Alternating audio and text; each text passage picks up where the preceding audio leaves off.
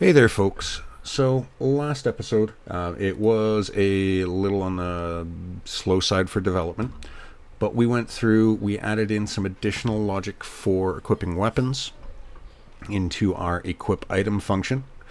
We obviously added in some logging there, and we did start work on our equip weapon function. Now, obviously, this is far from finished. We do need to go through and add in a bunch of additional logic. So, what I want to do here, though, is we need to use this guy here. We need to create a reference to that on our character, to our equip item base. No, it's the property show goes up here. U property visible anywhere, blueprint read only, category equals equipment,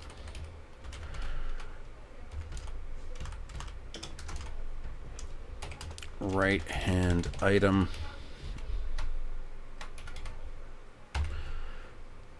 and what we're doing here is we're just adding in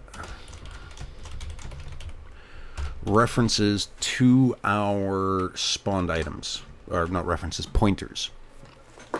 And the reason being is if we already have one of these equipped, we need to get rid of that item. Excuse me. And from that, we'll need to obviously change the pointer to reference a new one. So, back to our character here, though. So, we're going to go if weapon is two-handed, no, B is two-handed. So let's do two things here. If slot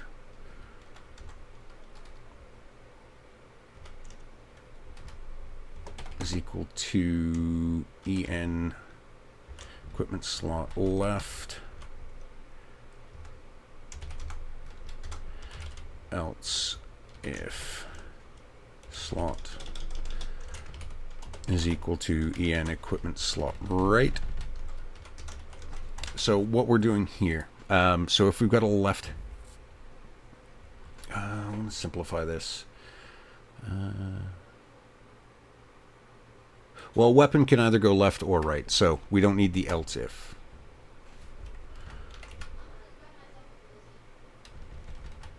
And then I'm going to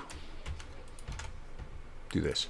So, okay, if it's a left-handed item, if is valid left-hand item, and then if is valid right hand item. And again, like I mentioned last episode, this code is not the most efficient. It can be refactored. I'm not worried about that right now. What I'm worried about is dealing with getting the code functional before making it cleaner, more efficient, things like that. So now we're going to just copy paste this down here to reverse it. So I'm going to put a right hand item at the top, and then we're going to check if it's two-handed. We want to check our left. Now the order you do these in is going to be up to you. Honestly, the reason why L comes before R, so left was top of the list, I'm checking left first. That's the only reason. You could do weapon right. Up to you. You just make sure one is for a right hand, one is for the left hand, however you want to do it. So, okay, so we're equipping something in our left hand. If the left hand item is valid, what do we need to do here? Okay, we need to destroy current item.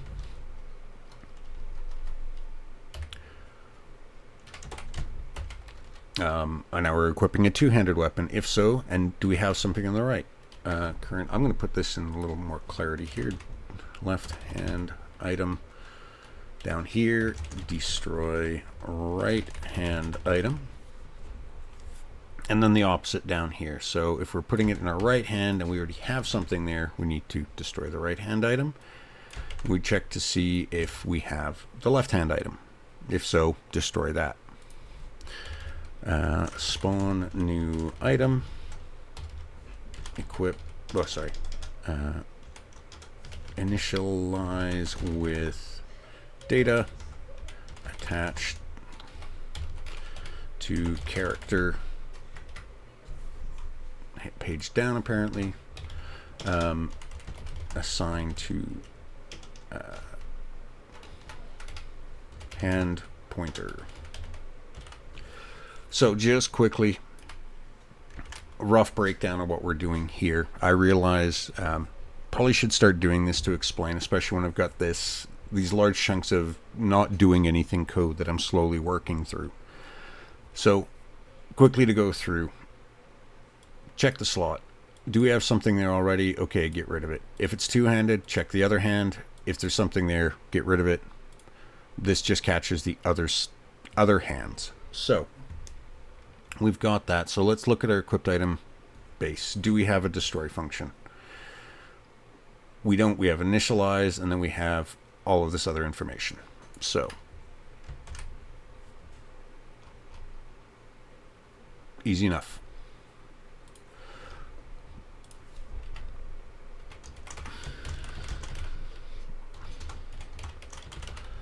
We just call destroy. Copy and paste this down here.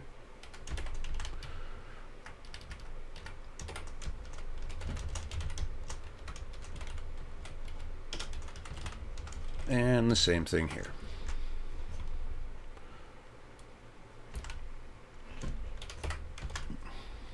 All right, so we've got that now.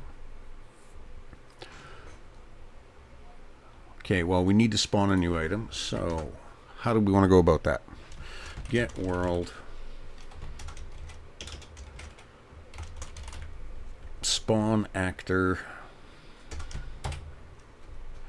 That is, do I have that open? Yes, I do. It's right here.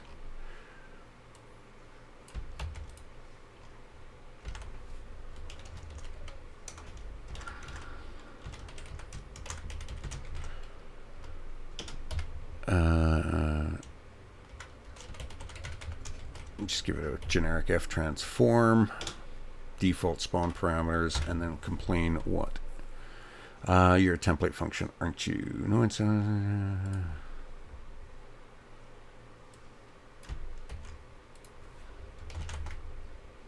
yes, that was why.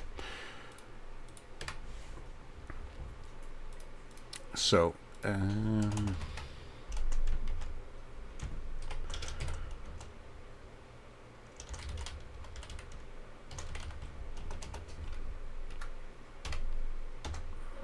So what we've got here, we've spawned the new item.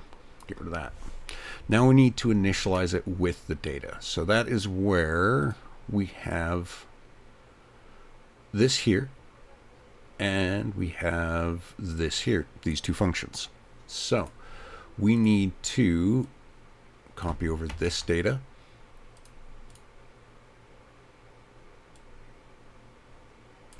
Paste that in. The class definition, preface here just basically says we don't have any of this information in the header. It's all going to be in the source. Don't worry about it. So, and then uncomment this.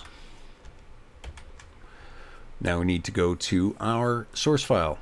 There is going to be errors in here,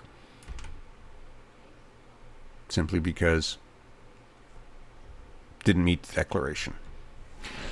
Okay, so first and foremost, I'm going to uncomment all of this. This is going to throw a ton of errors.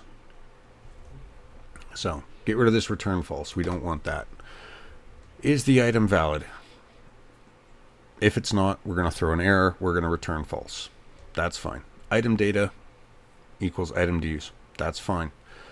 Item data, we don't know what this is. So we need to include this one here. Where are you? Up here. I am just going to grab you. And in the source file, we are going to replace that with this one. Cool. So that fixes all of that. Now,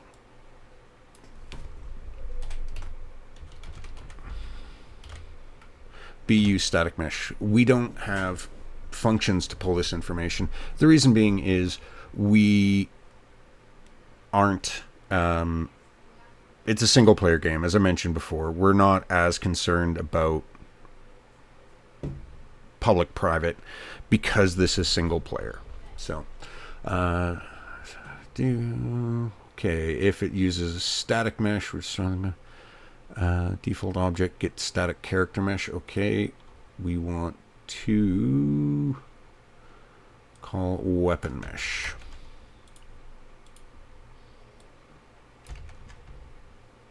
Set that. If Git has melee collision. Okay, that's something we need to add. So we'll go in here, copy this over. Bool B has melee collision. Copy you back here. Paste that in. Good there. So this one, well, okay, I'm gonna fix that one easily. B has melee collision, and this is character mesh. So we fixed up our initialize there. All right, great. It's back to this guy here. So if not spawned item dot initialize, nope, it's pointer. Initialize with weapon. Actually, sorry, as weapon in this case.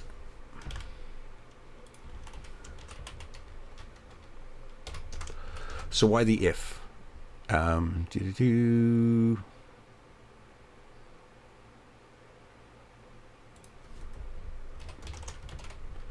Where's that default? Oh. Static class. Is that the right one? Yes. So if spawned item initialize fails, to quickly walk through that, that is any of these conditions where we're returning false, obviously. Okay, failed here because invalid actor. Great. Well, we don't have anything else. But down the line in the future, we may add additional logic in here that we want to have additional fail conditions. It's the whole purpose for that. So if this is failed, we are just going to return false. Reason being for that is, as we have up here, this is a Boolean return function. We're saying, okay, this failed. Here, okay, it failed. Well, let's add a log message there. I'm going to copy this.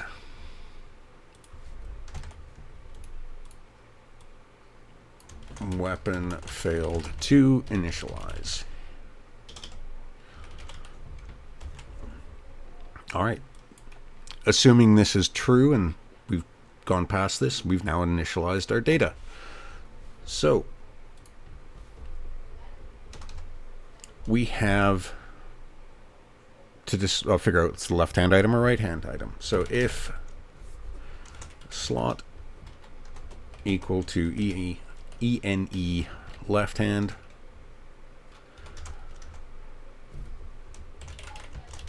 left-hand item equals spawned item, else right-hand item equals spawned item. So we've now assigned it to the hand pointer. Well, we can also attach the character, or attach to character as part of the same thing. Do we have it in here? That is our data type for character defines.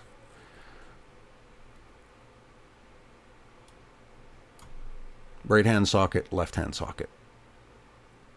Simple as that. So now we need to attach it. So how do we go about that? Well, pretty simple. Left hand item, attach to actor. Well, parent actor, what's going to be this? We're referencing the character. We obviously want some attachment rules, but then socket name. This is going to be right hand socket. Let's see, do we have access to that? No, we don't. Okay, so up here, include data types, data type, character defines. Simple as that. Right hand socket. Well, it's the wrong one. It's for down here. So this is going to be left hand socket. Right hand item. Attached to actor. This right hand socket. All right, so, well, we obviously have attachment rules that we need to add in. Because if we look, we obviously have an error here. F attachment transform rules.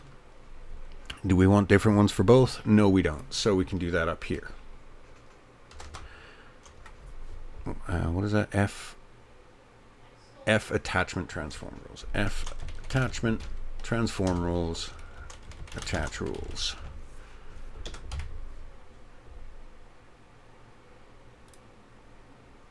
No default.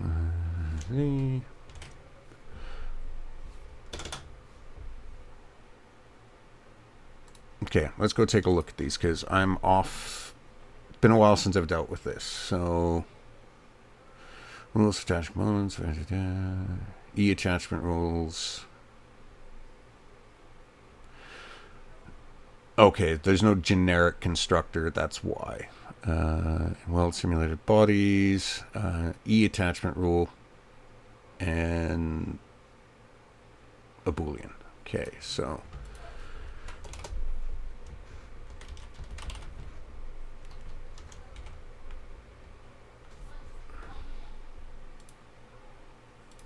we're going to look at this one. So E attachment rules and weld simulated bodies. I'm going to say false just for ease here.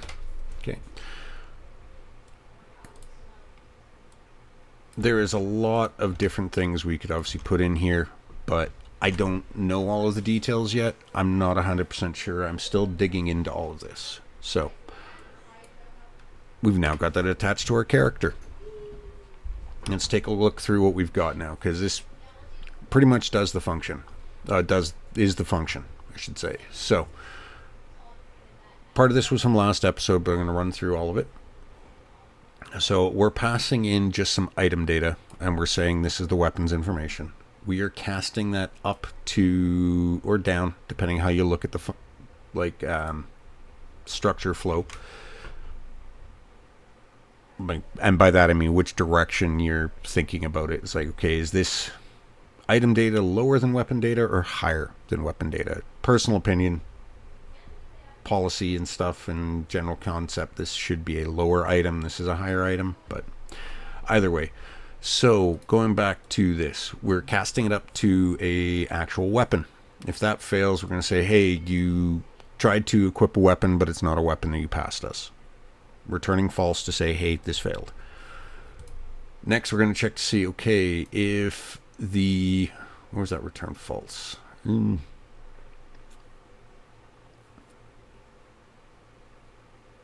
Actually, I'm going to refactor this quickly right now. We are going to do this up here.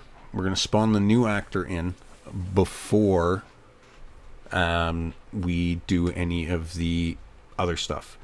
The other thing we want to do here is, I just realized we missed it. Spawned item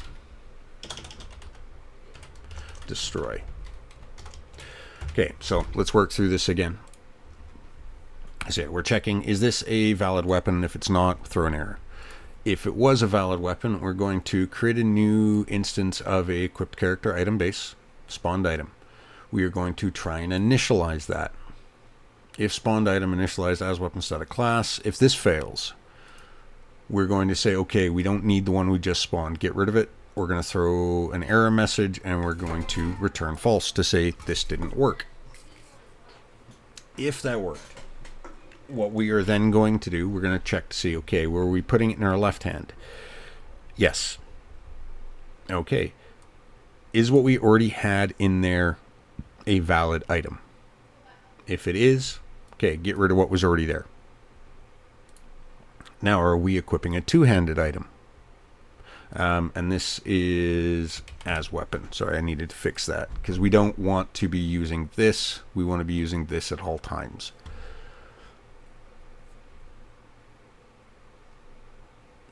Is it a two-handed item? If it is, all right, we are going to is valid right-hand item.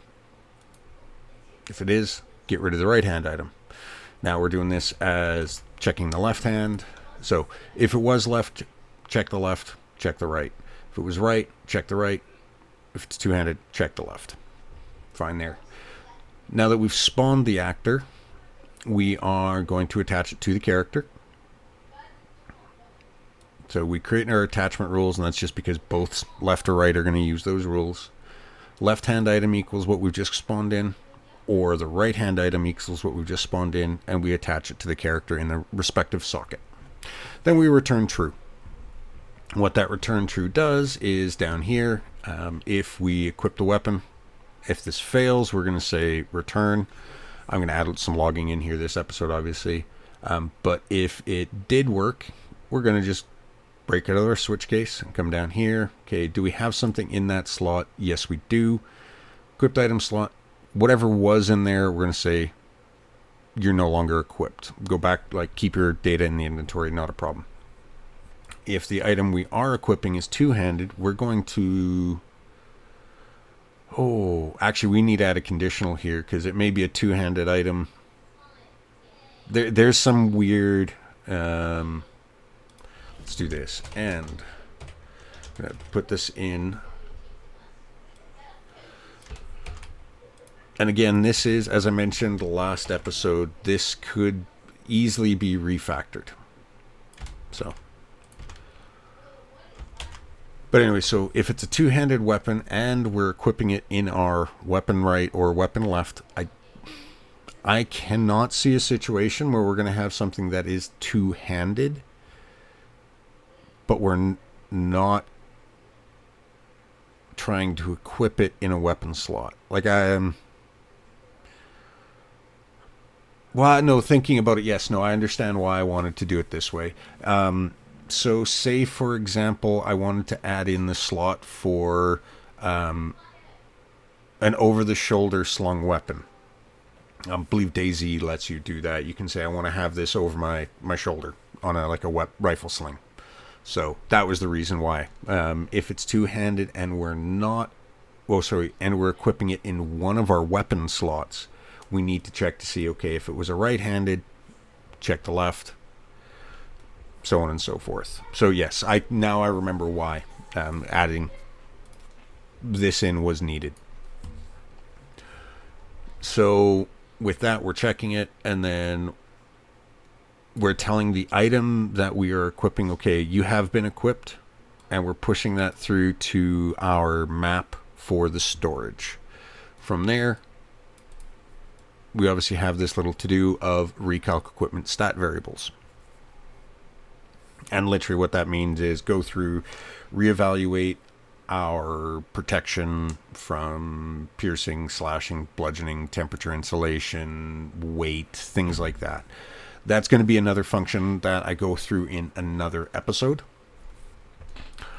But with that, before I end things off, we are coming up to 25 minutes here. I do want to do a build to make sure this succeeds. So with that, let's give that a try.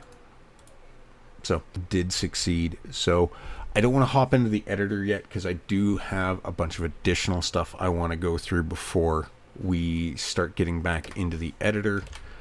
One of the big ones here is, as I mentioned, I want to get this done.